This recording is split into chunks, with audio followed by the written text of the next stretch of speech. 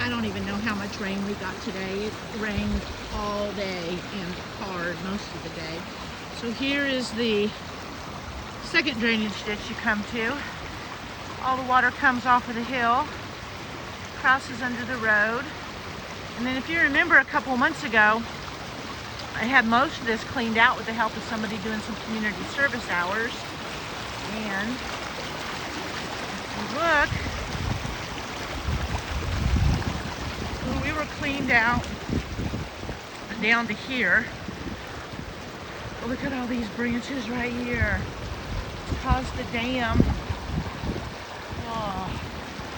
Then it's up out of the bank. And then look at this mess right here. That is a lot of water today. A lot of water. And then that's Crooked Creek back there. It's got a good little bit to go before it comes out of its banks, and hopefully it won't. Can you hear that?